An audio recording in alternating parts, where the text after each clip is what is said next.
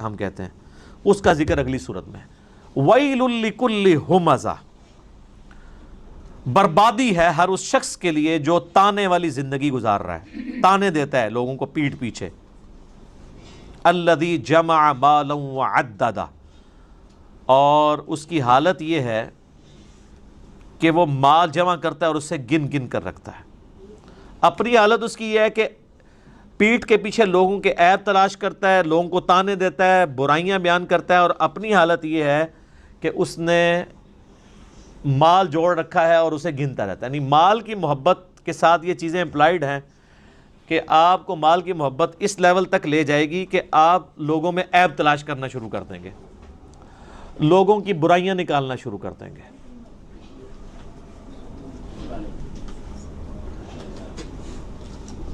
یحسب ان مالہ اخلدہ، وہ خیال کرتا ہے کہ اس کا مال کبھی بھی فانی نہیں ہوگا، ہمیشہ کے لیے اس کا مال اس کے ساتھ رہے گا۔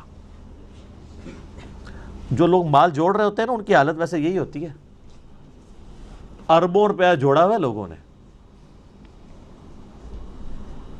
اور وہ سمجھتے ہیں شاید ساتھ لے کے جائیں گے۔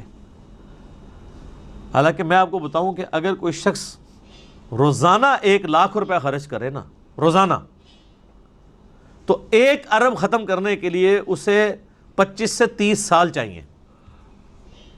یہ کیلکولیشن کر لیجئے گا، 1 ارب اتنی بڑی رقم ہے، اور یہاں لوگوں کے پاس اربوں ہوتے ہیں، اور 70-80 سال کے ہوئے ہیں، ان سے پوچھا آپ نے کتنی زندگی گزارنی ہے، اور روزانہ 1,00,000 روپے کو خرچ کر سکتا ہے؟ کیا کرے گا؟ نوٹ بھی کھانا شروع کرے تب بھی نہیں کھا سکتا۔ لیکن جب جس کو لت پڑ جائے تو وہ پھر یہی کرتا ہے، اور پھر وہ سمجھتا ہے میرا مال فانی نہیں ہوگا، نہ اس نے مرنا ہے۔ کلا، ہرگز نہیں، لَيُنبَذَنَّ فِي الْحُطَمَةِ، یقیناً اسے حطمہ میں پھینک دیا جائے گا۔ یعنی دنیا کی محبت میں جو مبتلا ہوا اور تباہ و برباد ہو گیا، اس کا الٹیمیٹ انجام حطمہ ہے۔ وَمَا أَدْرَاكَ مَا الْحُطَمَةُ، اور تم کیا جانو کہ حطمہ کیا ہے؟ نار اللہ الموقدہ، وہ اللہ کی ایک آگ ہے جو خوب بھڑکائی ہوئی ہے، دوزخ کی آگ۔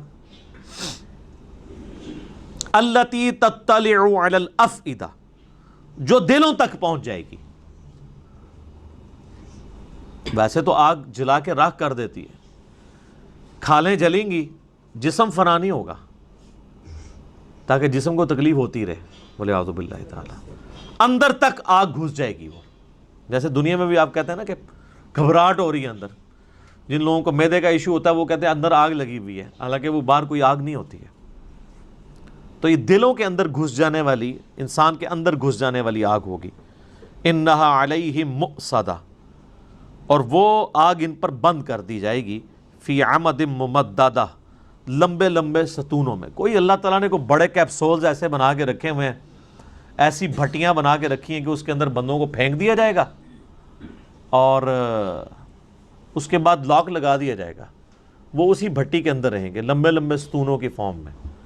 یہاں پہ بھی آپ دیکھیں نا، جو بڑی جیلیں ہوتی ہیں نا، وہ کہتے ہیں جی وہ جیلیں ایسی ہیں جی جس میں آپ لیٹ بھی نہیں سکتے، 4 فٹ بائی 4 فٹ کی جیل، اور آپ اسی کو ذرا کم کریں، اگر آپ 1.5 فٹ بائی 1.5 فٹ یا 2 فٹ بائی 2 فٹ کی جیل ہو جس میں آپ لیٹ بھی نہ سکیں اور کھڑی ہوئی حالت میں، اور اس میں انسان کو باہر سے آگ چھوڑ دی جائے، اندر آگ نہ جلائی جائے، تو کیا انسان کی حالت ہوتی ہوگی۔ رومن امپائر کی اگر آپ سزائیں دیکھیں نا یوٹیوب پہ، اگلے زمانوں میں وہ اپنے دشمنوں کو کیسے سزائیں دیتے تھے، تو انسان کے رونگٹے کھڑے ہو جاتے ہیں۔ بڑے بڑے انہوں نے بیل بنائے ہوئے تھے لوہے کے،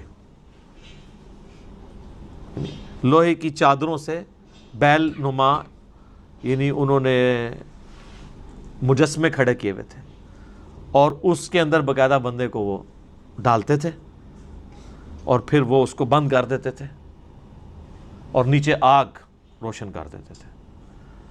تو اس بندے کی جب چیخیں نکلتی تھی، وہ جیسے کہ وہ ایک گائے کی چیخ نکلتی ہے نا تکلیف کے وقت، تو ویسی وہ گائے کے منہ سے چیخیں نکلتی تھی، اور اس کو وہ انجوائے کرتے تھے، یہ تکلیف دی جاتی تھی۔